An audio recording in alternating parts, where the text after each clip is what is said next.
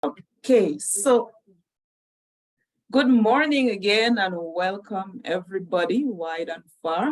And so this is our final session of our 4-part series.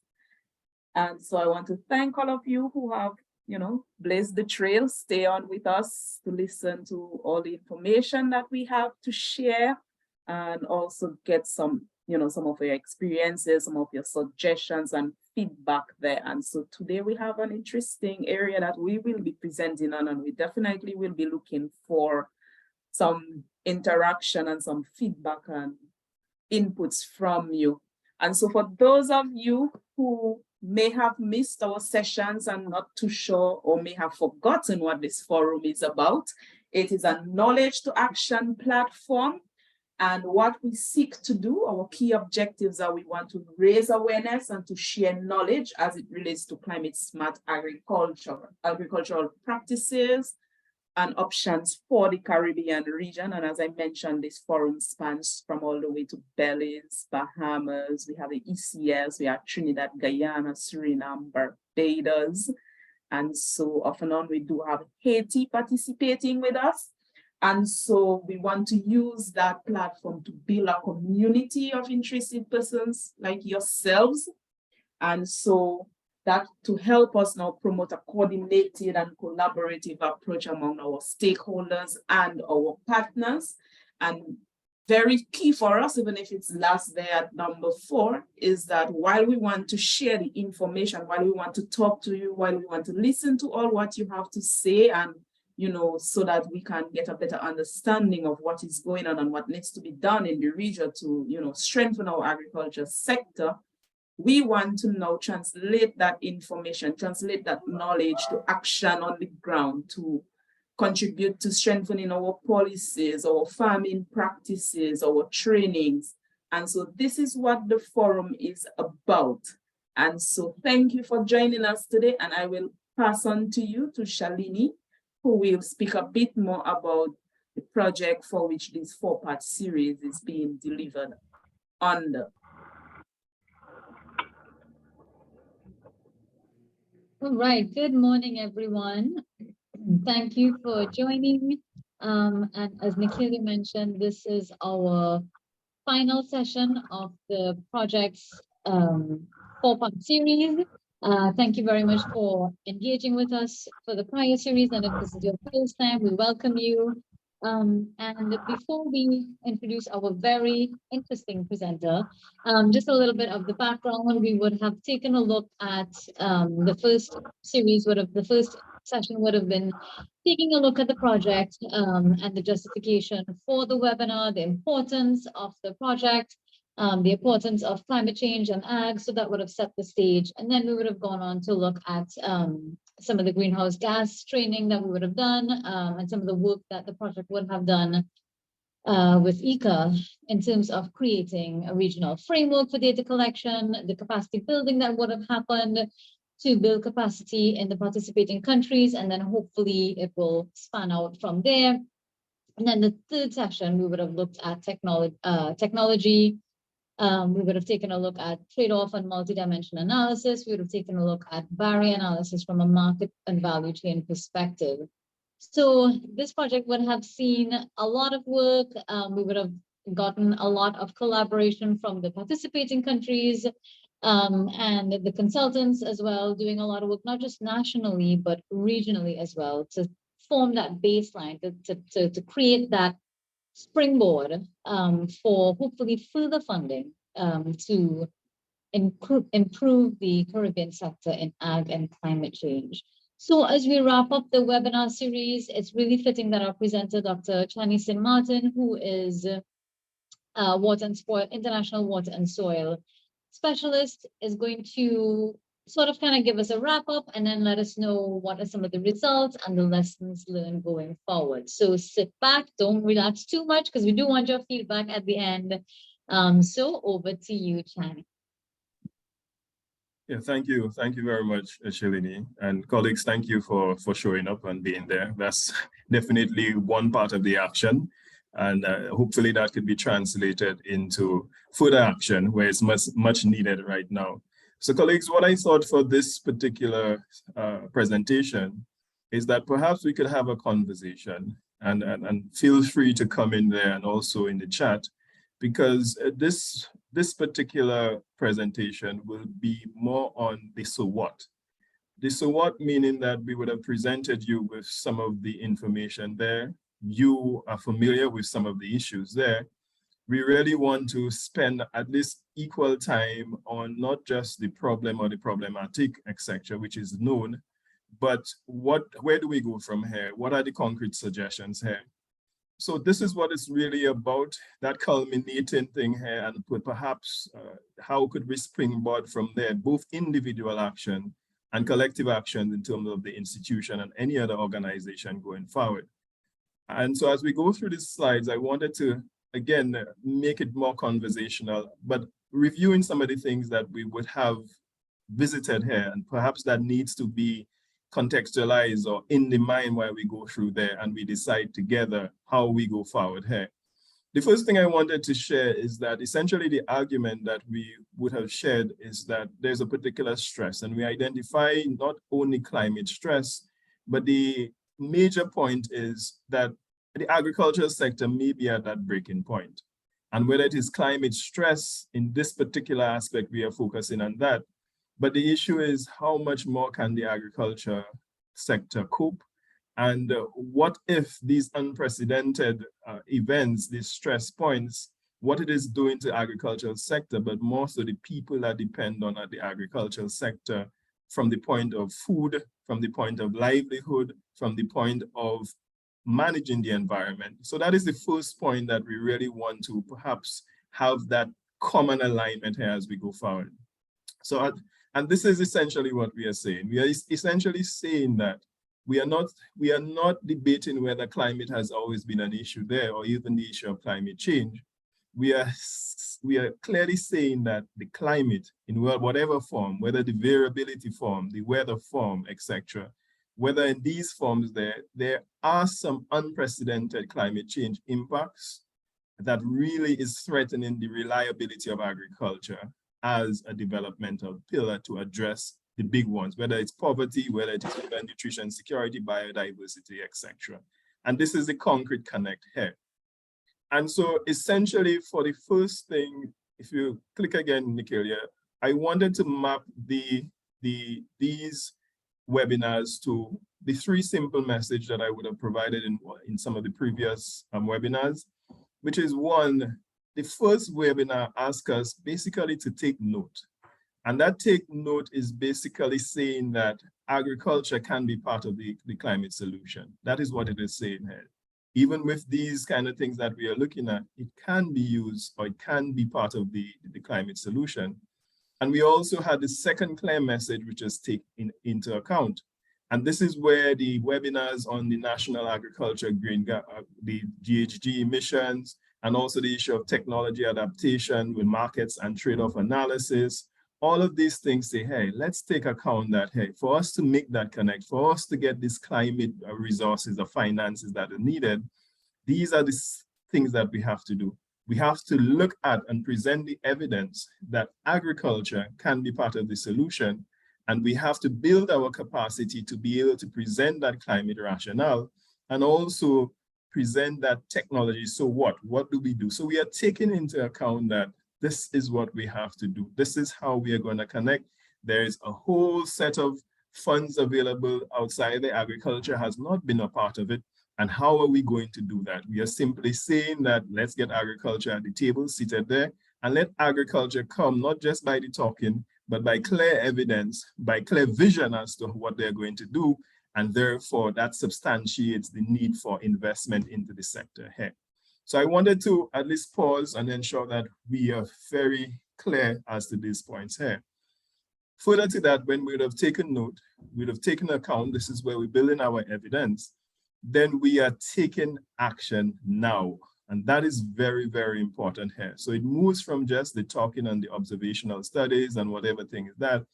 What is the strategic action that we are going to take? Not that we think that one project will solve everything in agriculture, but because of the analysis and the taking into account, we are now very clear as to perhaps what is the entry point that will give the greatest spillover effects or the greatest direct and spillover effects to ensure that that change comes in and build programs around that here. And in that note, we wanted to present you, and this is what this particular webinar is about. What are the possibilities for the future in agriculture as it relates to climate change? And we wanted to share with you, or just take note, also take note that these actions have been done now, and there needs to be continued action. So we have under there the CARICOM AgReady project. This is an action that was taken. Again, we mentioned this was the first regional GCF project there on agriculture here. So that is a regional action. We took action, we saw that, and we took the action to actually do that. All of the material that is being presented, that is all of the studies, all of the information, the training, etc., that will also be accessible through the agri profiles there, which you could just search through. ICA has that there. So if you wanted to see the reports, the outputs, that will be available right there. It's being populated. There are some of the products there. And so this is action. We are getting the knowledge. We are being transparent. We are making it accessible for the persons that want to take action. So that this is a concrete action, to take action now that we are doing, and it is for the region, or 9 countries here. And I wanted to just share with you the details as to, so what can you expect to find there in that particular portal, the agri profiles here. This is some of the information. We would have shared that this particular readiness, we have, it was a whole lot, 24 products, and you will get information spanning the issue of assessing the engagement of agriculture stakeholders into the climate financing processes, the information and evidence to substantiate or to develop the rationale for for agriculture as part of the climate solution.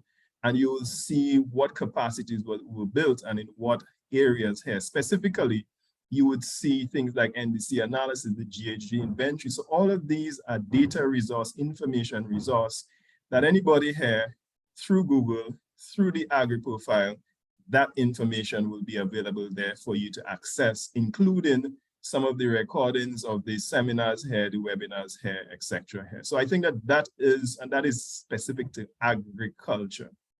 And so that we are presenting as a regional action that is done now, that you have access to, that it is a collective that you could access right now. So as we go forward, I also wanted to share with you some of the actions that were already taken now.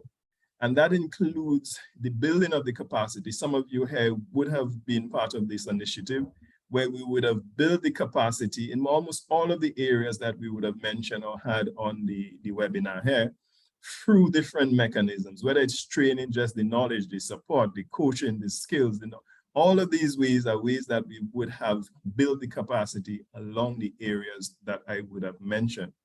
As you'll see in the next slide, what you would recognize there also is that we have, and this is what we are doing here now, and this is what we speak about in terms of knowledge to action.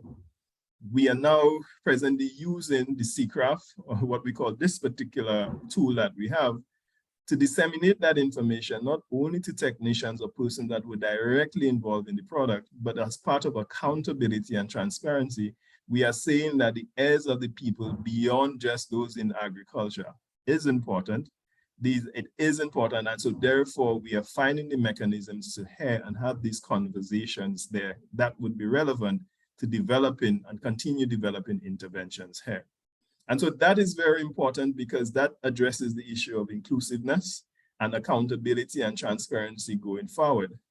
Within the project, we also looked at and we developed what we call the Caribbean Green Climate Fund Virtual Marketplace, which is a tool that through the Ministry of Agriculture and other stakeholders, and that is how ICA works here, we shared some of the what to do next ideas. So what are we going to do? How are we going to develop projects?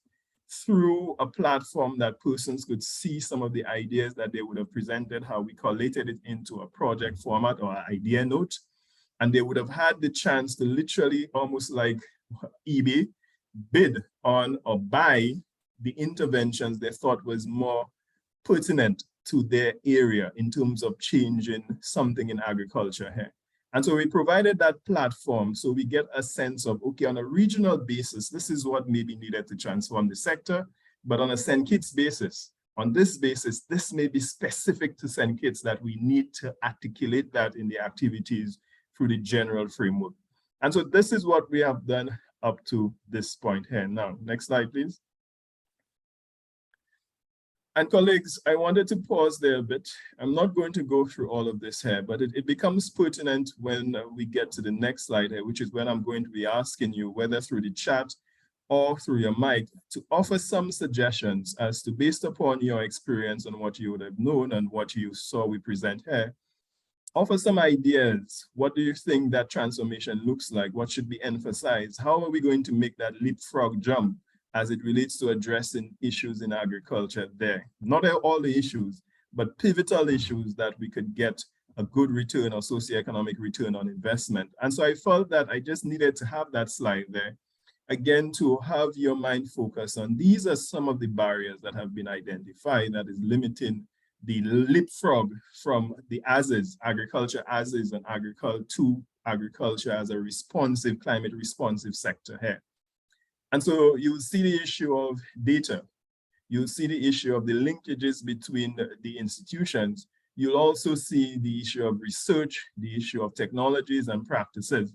And all of these things are things that we are familiar with. The extent to which they limit that transformation is what we sought to find out from the studies that were done.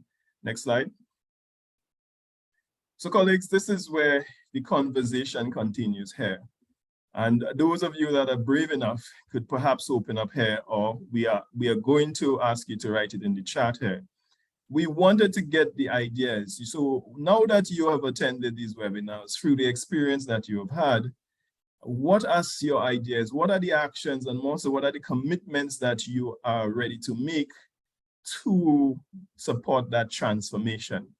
And definitely it is a question that I just posed here. We do not want every single micro activity in terms of this here.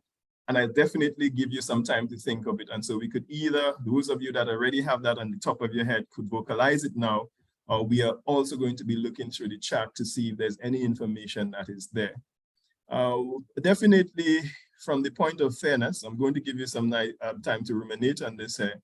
We are going to go forward and present to you and share with you how we, and when I say we, I'm not talking only about ICA, I'm talking about with stakeholders, the Ministry of Agriculture, how we, from the studies and stakeholder organization, would have filtered through the data to answer the question or to perhaps suggest, so what? Where do we go from here?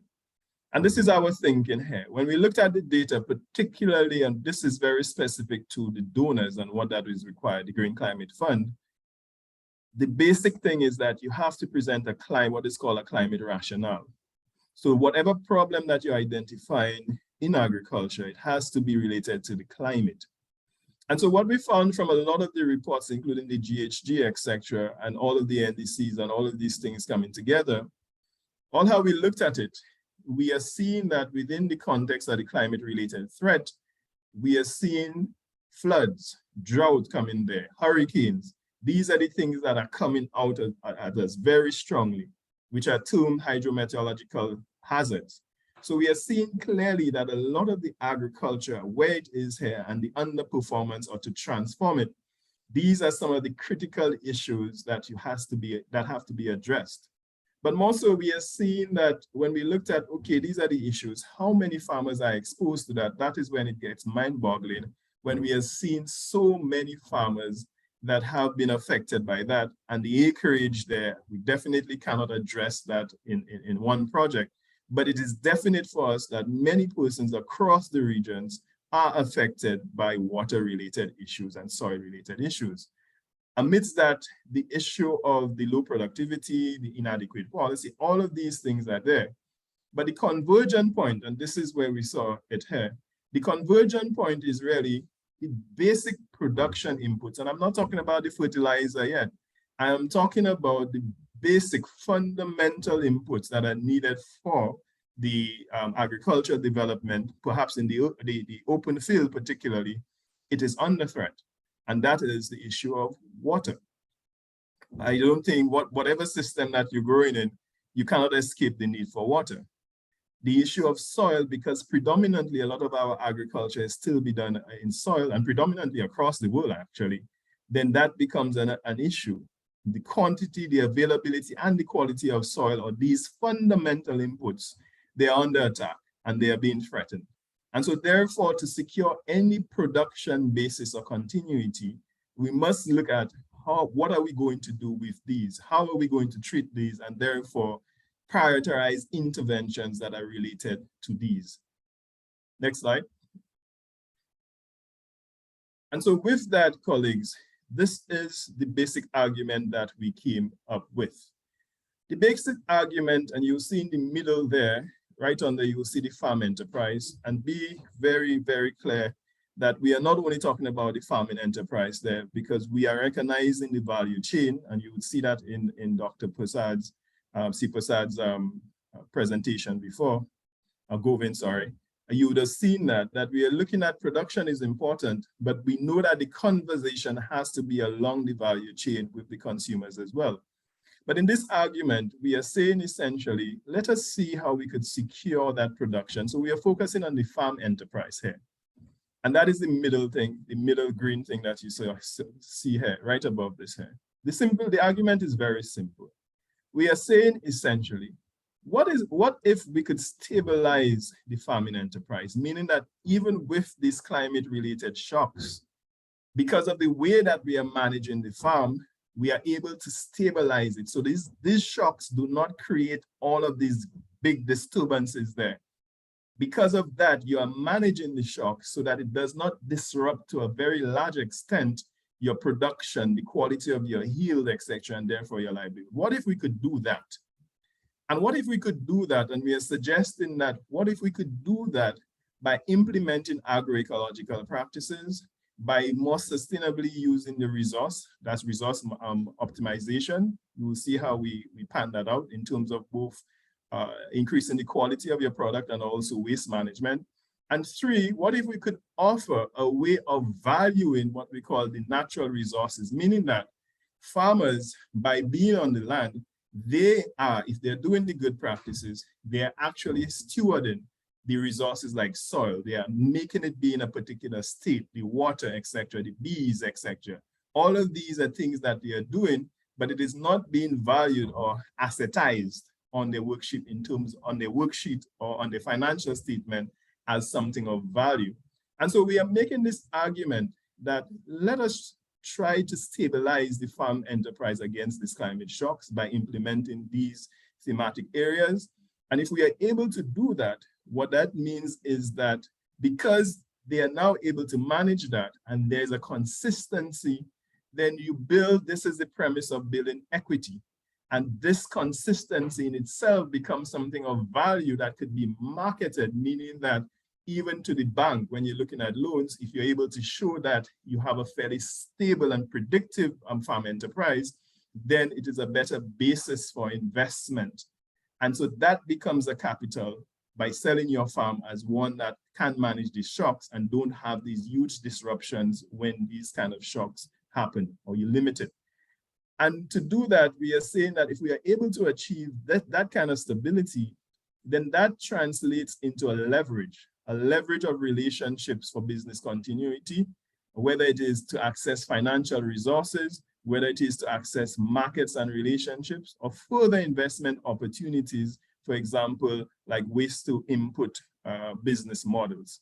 And definitely all of that will develop a brand reputation that could be linked to low carbon emission that could be marketed here. So that is the hugeness or the macro aspect of the ideas that we are coming with. Next slide, please.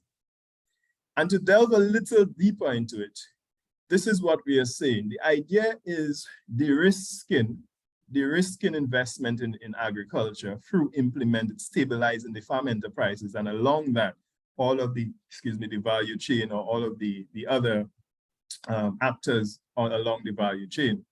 And so for the agroecological approach, we are specifically looking at what agroecological approaches can we implement that focuses on improving the water quality, accessibility, and soil as well, and manage that water and soil better, as being informed by climate information, early warning systems here. So that is what we are looking at there. And we are arguing that if we are able to use these things, we will be able to somewhat stabilize the farming enterprise or the production and productivity. Next slide. We are also saying that no system will produce zero waste. And no matter how perfect you get, you could only limit, not eliminate. And so therefore, we are presenting a model that you will have that waste from that point, but what do you do with the waste? And so this is where we are looking at food loss management, whether it is for post-harvest, better post-harvest practices, climate smart post-harvest practices, and even the waste that we have, that how do we use that and repurpose it for agricultural inputs and for even investment into subsidiaries or complementing businesses on the farm here. And so that is what that particular intervention, thematic intervention is about. Next slide, please.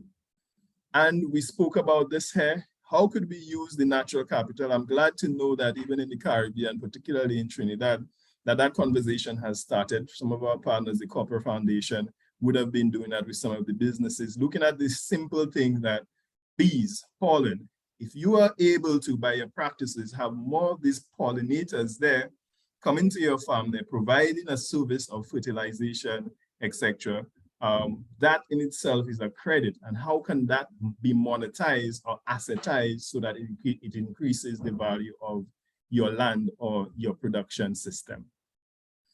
And this is some of the information. We are saying that once we have done this, then it means that we cannot just be speaking to the farmers, but we have to agitate the funding agencies, whether it's the banks, the credit unions, etc., or the grant, the donors. We have to agitate them to accept some of these things as a value proposition so that when the farmers or the processors come, that enabling environment is already right for discussion or acceptance. You don't have to be in a position where you have to try to legitimize why the idea is good, and that I know is very frustrating and is existing right now. Next slide. And so this is what we are looking at. These are some of the investment opportunities that we are seeing to get the private sector involved if we are able to do all of these things here.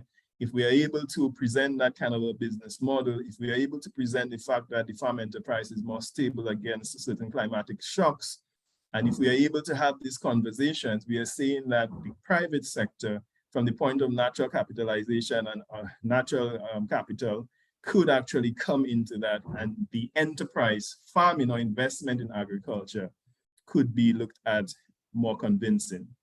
And colleagues, just before we end, essentially what we are presenting here is these 5 value propositions here, where throughout it, what we're hoping to achieve is to rekindle that community pride and trust. That is very important, though intangible sometimes, very, very important. And we really want to strengthen the economics and sustainable opportunities there. And we definitely want to have the inclusion, particularly an emphasis on women or very key groups, their role in agriculture, being recognized, being tapped into for that transformation, obviously for food products that is healthier, and obviously with a component where we could keep on reducing the amount of carbon in the atmosphere so that we have less negative impact or contribution to the climate change phenomenon. So colleagues, in conclusion, what I wanted to share with you and to take it home, and I have it there in points here, the essential argument here is very clear. Agriculture in many ways is really the foundation for securing food, nutrition, and livelihoods here. But that particular way of life, that culture in the agriculture here, that it is being threatened by these impacts, very unprecedented. And so therefore it is questioning whether agriculture would be there and how agriculture could continue supporting to the development of the society itself, which therefore says that we need that urgent strategical regional action to build that resilience in the agricultural sector. What we are hoping to do and what we have done through that readiness program, sharing that information with you, is to develop 2 concept notes for consideration for funding here, well, for development into a full proposal that we are hoping would come through so that we could continue acting now. And this is where, instead of saying thank you for this one, I wanted to change it a bit and really emphasize, this is the advocacy part here, that let's take action now. And so, colleagues, believe it or not, this is the end of my formal presentation. Like I said, that this is more of a conversation, and I'm very aware that I perhaps have spoken enough already. And so therefore, it is with one pleasure that I invite you to actually speak and share some of the ideas that you have. Thank you very much.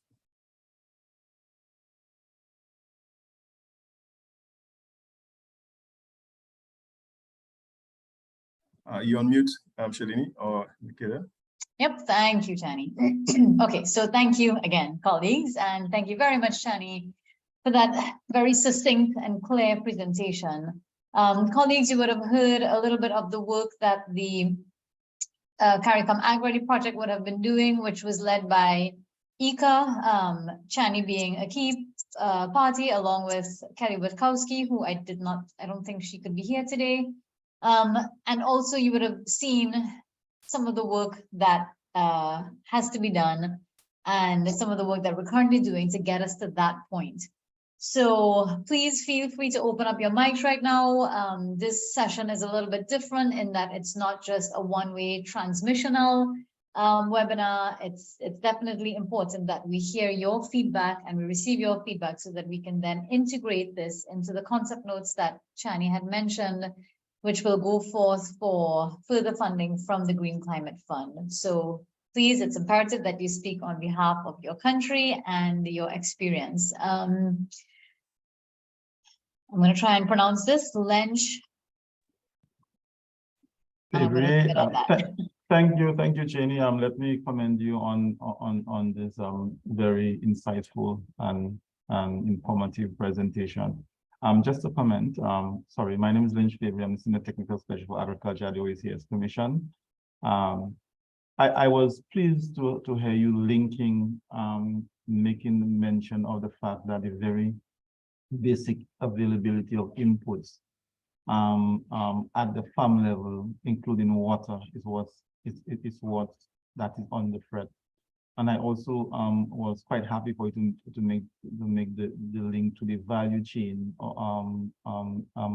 whatever it may be in terms of whatever commodity it may be, because that is the fundamental issue that we have.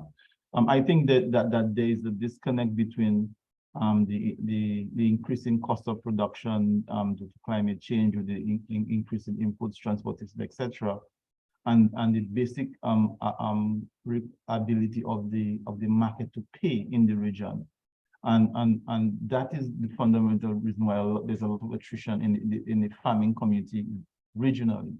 And so I think the work has to be done, and it's timely. We need to have an honest and open conversation along each of the important commodity value chains, and then to have a discussion as to what is the true cost and a fair remuneration to the farmer or to the agro-entrepreneur. That's just my opinion. Thank you. Yeah, Lynch, man, good to see you, man, Lynch, and continue the good work at the OECS, man.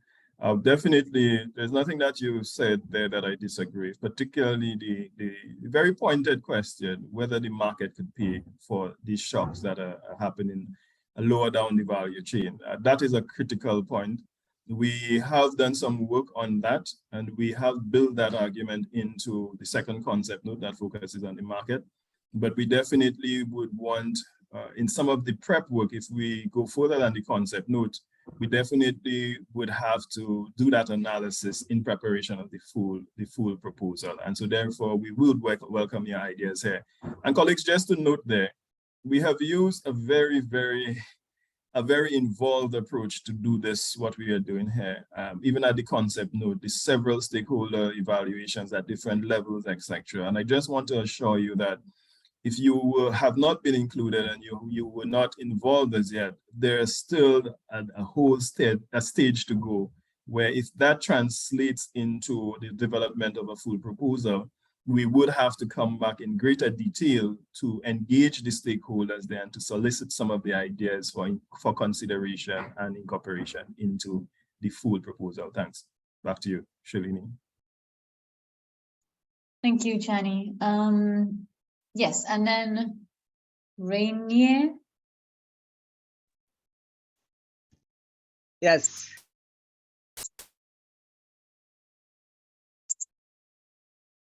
When you're on mute. Okay. Am I going? You hear me now well, Janie? Yes. Okay, yes. Okay. Actually, I have 4 questions. I will go through them. 1, there is a tension between, well, let me first say, speaking from the point of small farmers. Okay, because I'm representing ECTAT, it's a small farmer organization. Okay, there's a tension between organic biological production and the use of pesticides, speaking in terms of amount.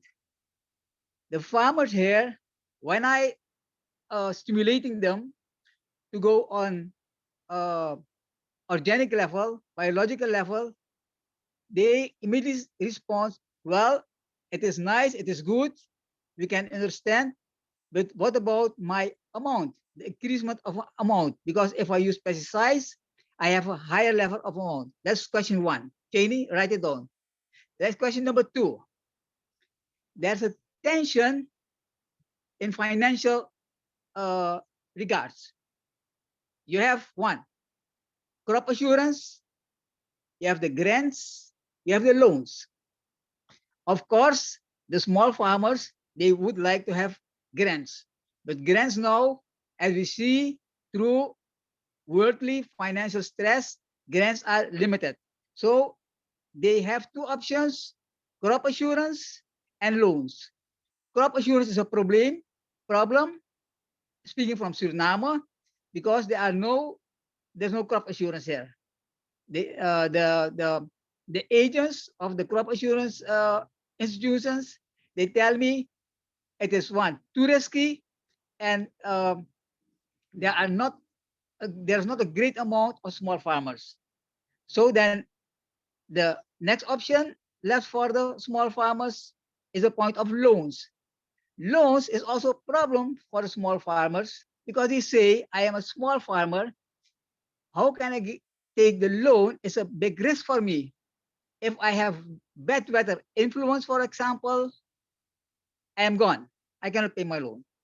Janie, third question. Yes, how it comes that the use of technology is a problem. Let me speak from Suriname. I know Suriname. The use of technology is a problem in Suriname. I'm trying to analyze that, why it is a problem. What I know that when I speak to my farmers, they say to me, when I ask them, what can I do for you guys?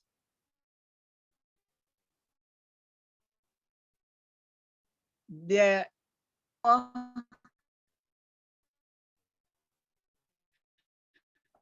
organization A, B, C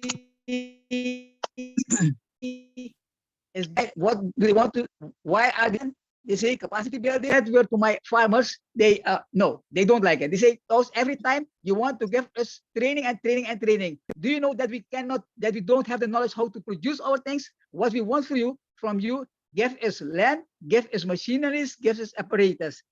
Training, number 4 question. Choosing of the crop.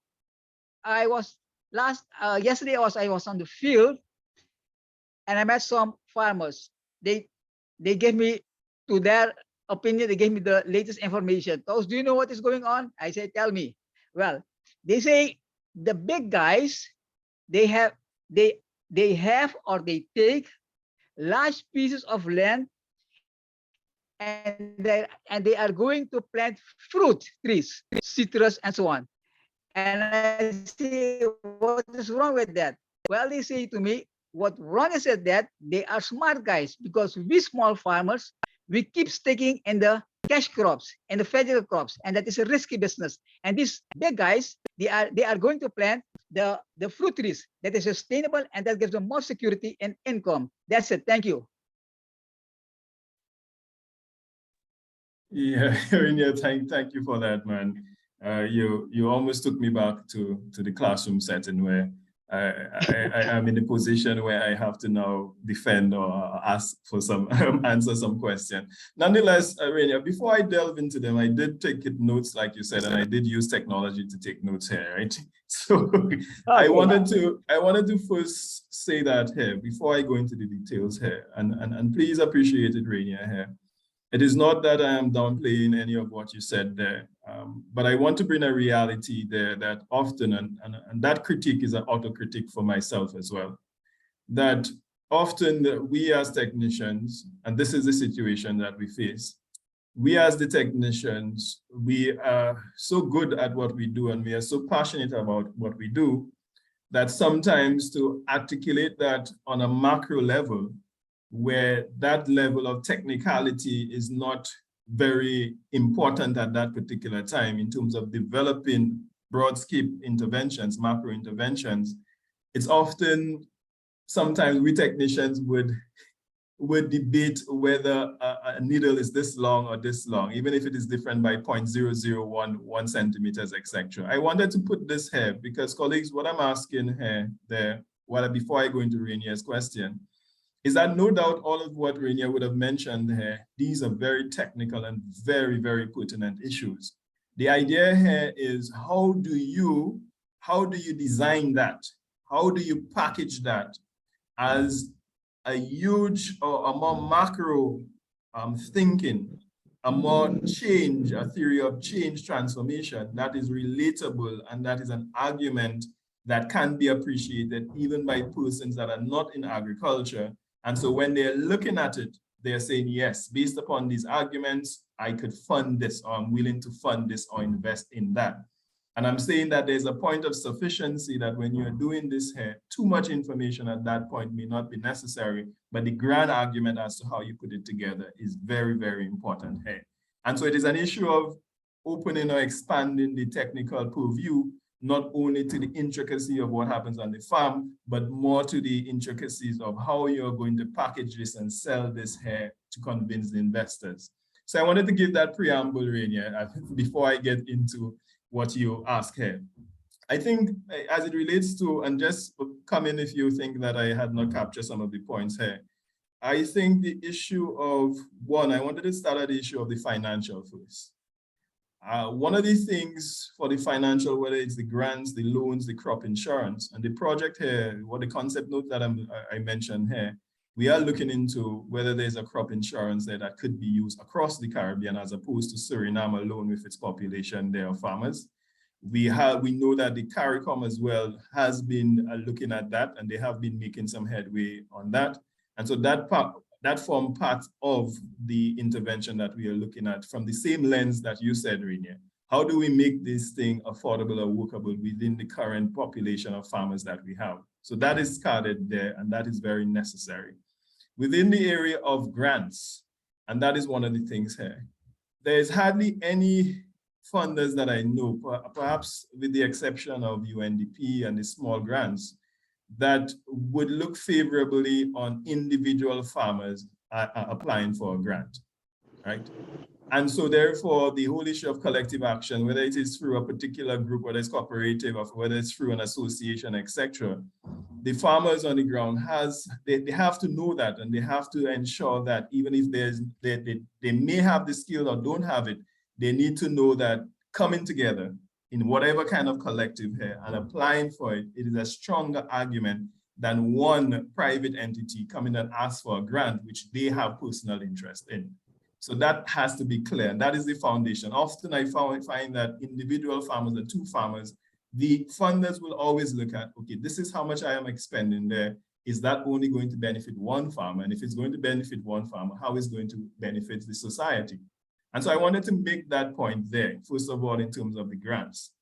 So therefore, there are several ways that we could work through that, through the collective and through organizations that are already established that could actually do that.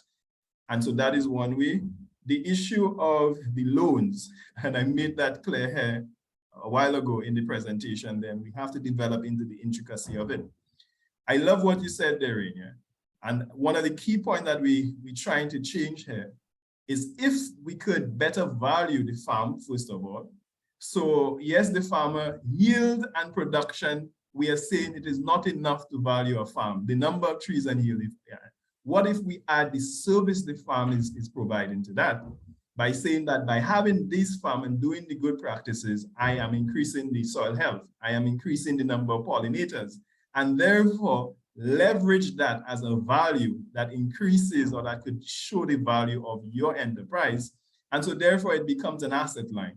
It increases the value of your, when you go into the bank and say, okay, this is my value. You are now not just dependent on your production or your yield or that kind of thing. You are saying that you have been stewarding, your stewarding is resulting in this, and this is the value of your natural capital asset. And so therefore it puts you in a fundamentally better position than if your shocks were only being affected by the production and yield.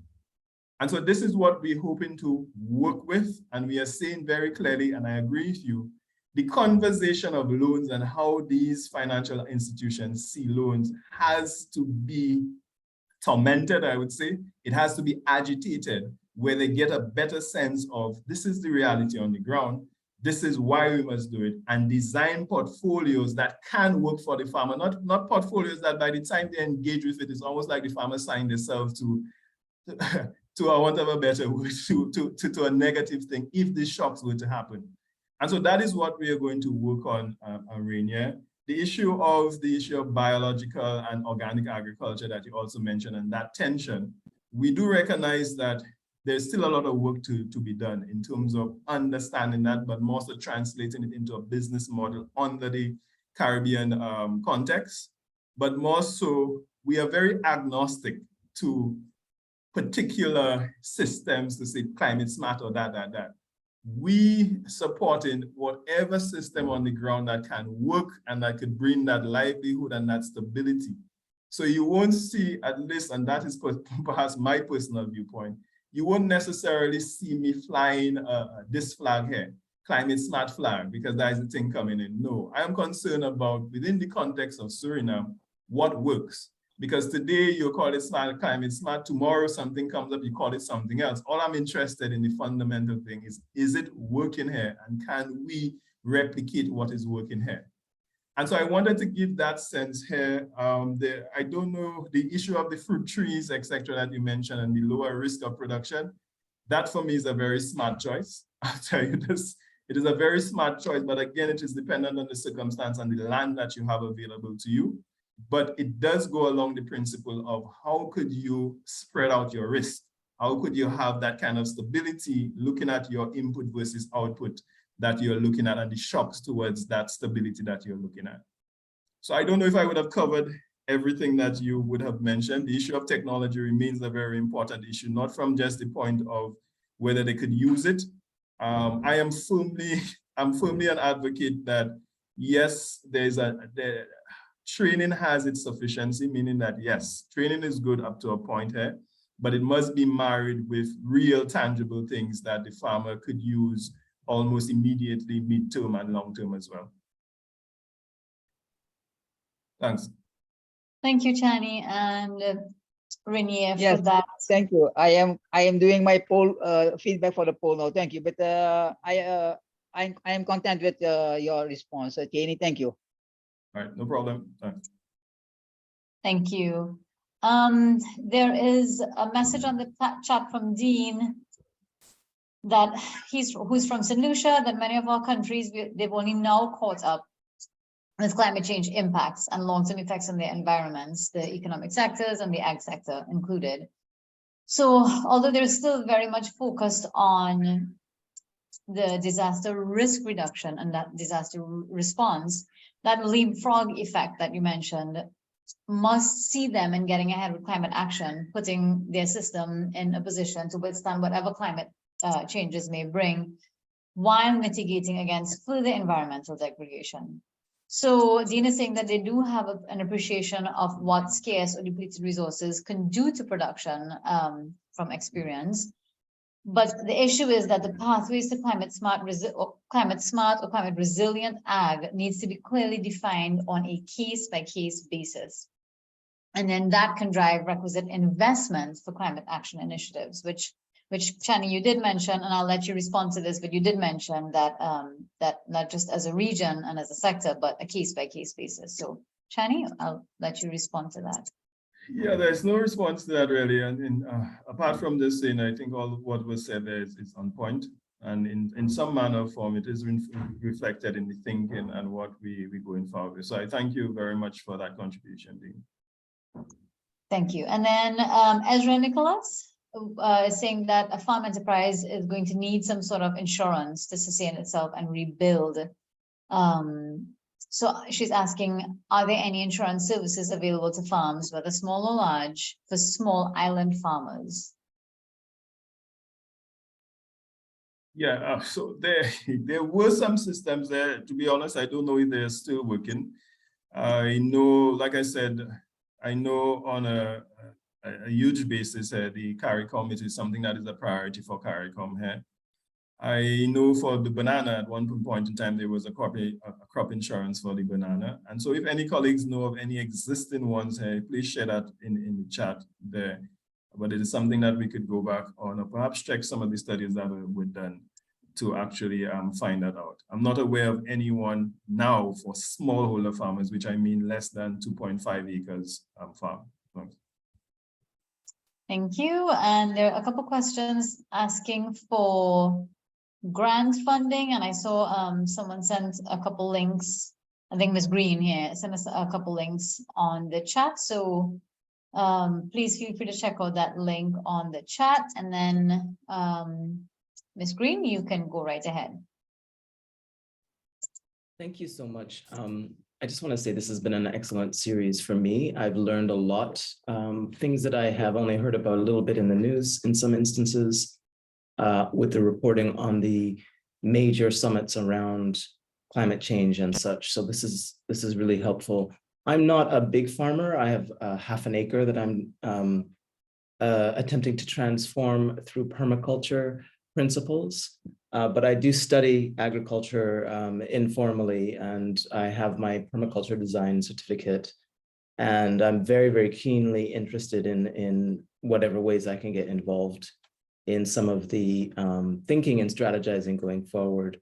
One point that I'd like to just add and ask about is in the permaculture sector, in the permaculture principles, we talk about energy sectors like sun, water, wind. We talk about threats like fire.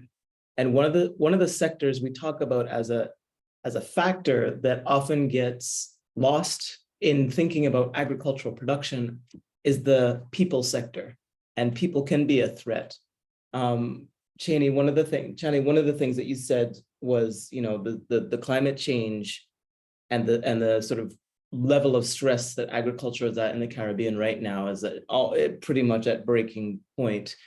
But the lesser discussed factor that I think is also a massive threat, has been a massive threat, is the devaluation of farming and the influence of digital culture and smartphone culture and screen culture on younger generations that tells them they don't need to do agriculture anymore. They don't need to do farming. They shouldn't do farming. And I wonder if there could be an opportunity within the projects you're going forward with for a real high priority on intergenerational, you know, recentering and revaluing of agriculture, perhaps from a perspective that allows digital cultures and digital economies to get deeply integrated, where a data-driven agricultural approach could mobilize the smartphone thinking younger generation to learn from the older generation that has been practicing scientific principles that have been devalued for so many years. This is just a raw idea, but I think that it's also important to raise up. No, thank you for that. Much appreciated. I would admit, and for me, you have clearly concretized something here that I don't think that I would have expressed it like that before, which is the intergenerational thing here. For me, that for me is a concrete idea. While we do have the issue of youth involvement, etc., at least from what I'm hearing from you, is a specific crafting of almost like ancients and youth talking and having that space of interchange, which I think is very important. We did have, and we continue, we did have the youth engagement there, but not from the lens that you just spoke of, the very specific lens. And so therefore, I do think that thinking it over through these kind of lenses would be important, and we definitely would look forward to do that during the development of the full proposal, and perhaps even articulate that now in the concept note that we have as a concept, the overriding concept of having that intergenerational exchange there, and also how the digital aspect. We do have the digital, but that intergenerational thing here, setting up activities specific to that, to ensure that these spaces, these activities are executed, we did not have. So thank you very much for that.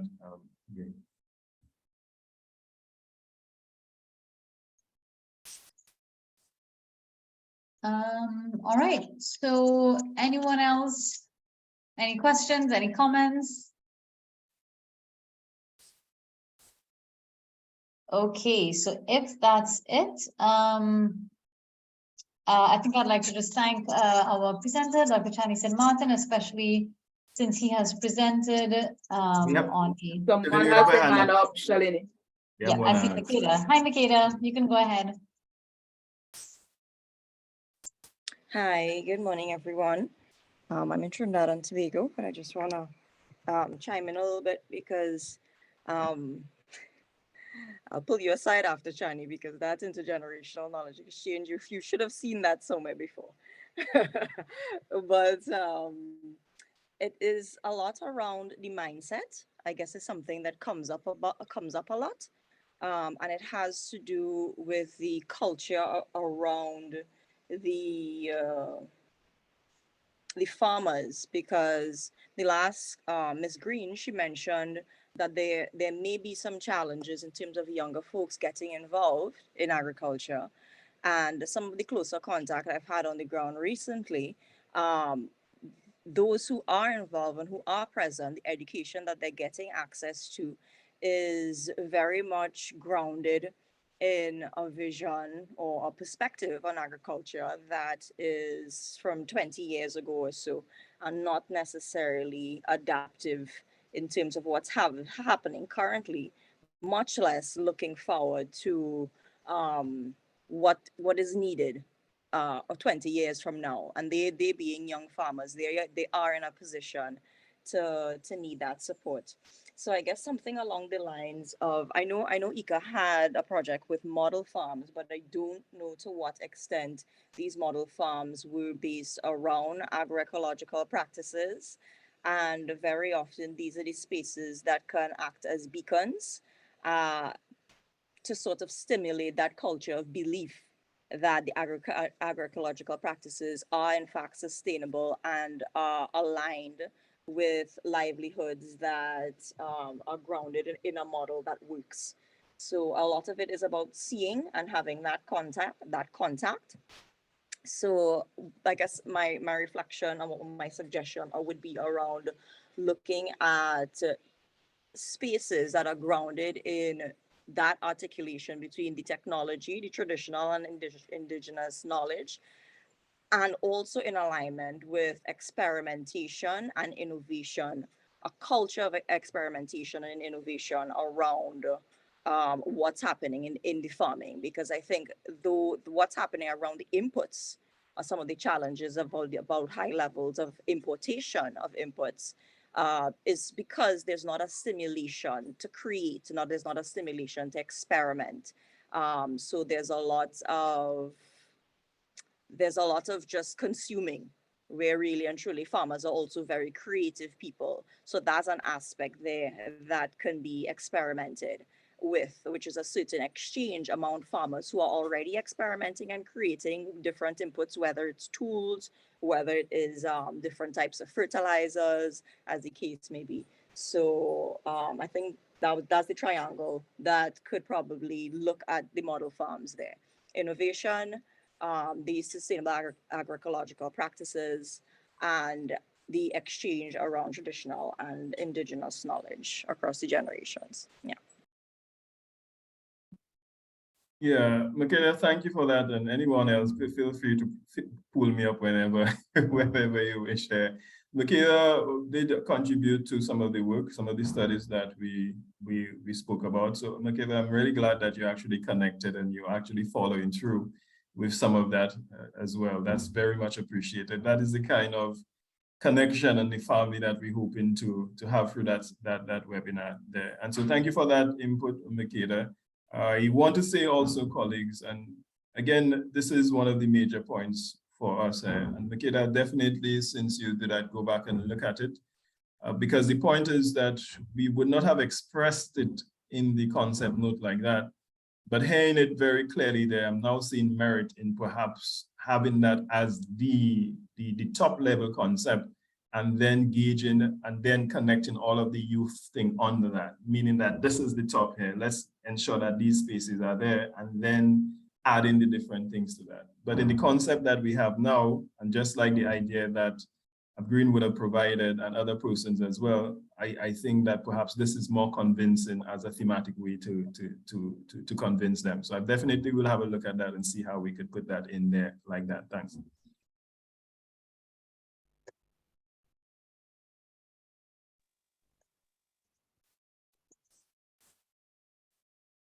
Thank you. I think I lost. Can you hear me, Channy? Yes, I'm hearing you clearly, Shirley. Oh, good. Okay, I think I lost for a second. All right, thank you. Oh, I hope I'm still on. Thank you, Makeda, for that. Any other last comments, questions? I see we have a comment here that the challenge with the younger generation entering ag as a career is the declining price farmers are getting for their products. And also there are a couple contacts that are posted on the chat. So please ensure that you take these down, take a screenshot or write them down before we close the session. And the present. Oh, sorry. No, I did just see, as you were talking about the comment, I saw people reaching out and saying how they could get more information about the project and some of the project that ICA is doing. I just wanted to say offhand that if you want information, not only about project, I think in all of the countries present here, there's an ICA office. That could be one of your first stages there. There's also the websites there that you could contact. And for this project, we will be sharing it as we go forward as soon as it's completed. But if you go to, if you search Agri Profiles, that is AGRIPERFILES, we could put that in the chat. You will start to see some of the products there already populated there that you could access immediately. So again, first point, you could go to the offices, the ICA offices in your respective countries there. Thanks. Over to you, Shalini. Thank you, Chani. And what we can do is I can also send you that link for the project's profile on Agri Profiles, and as Chani said, the local ICA office.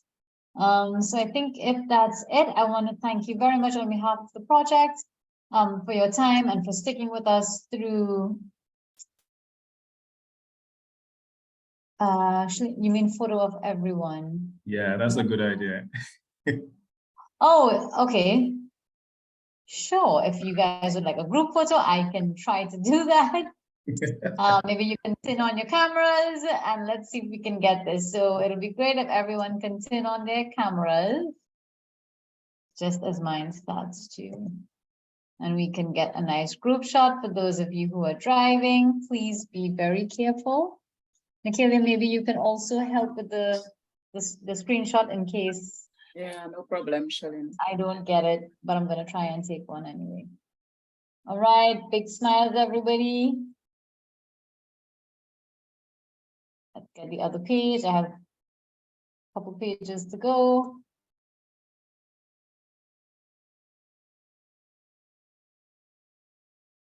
Again, if you haven't already, please turn on your camera.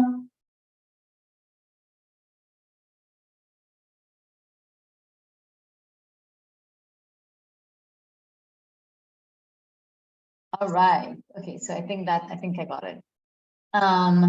Great to see everyone's faces. And again, thank you very much on behalf of the project and on behalf of ICA for your participation. For those of you who have a holiday today, I especially commend and applaud your presence here. just, our presenter, Dr. Chani Martin, did not hesitate in presenting, even though it was his one holiday for the week. So a special thank you for his dedication. As you know, please do stay tuned to the project's objectives and other ECA initiatives that are happening. We have a lot happening on the ground. This project is closing up right now, but a lot more is happening. So we will make sure to be in touch and provide you with as much information as we can. And don't forget, if you haven't already, to complete the post-survey poll. And Nikila, anything from you before I close? Yes, thank you, Shalini. I know all good things must come to an end, but it has not ended. So our official Seacraft 3-part series will be coming up in May, June, and July. And yes, we will have the certificates of participation and a few other interesting things for you. And so you will be hearing from me very soon on what we are planning and how we would like, some of your engagement. We have a surprise presenter, which is one of our participants, and so that will be very interesting. And so we're really looking forward to that and looking forward to your continued participation. I will share with you all the videos, all the PowerPoints of this series. And so if you have any questions, I would normally email. We have our Facebook page, our Twitter pages, and so we'll be keeping you updated. So thank you so much for joining in. Right then, take care. Bye.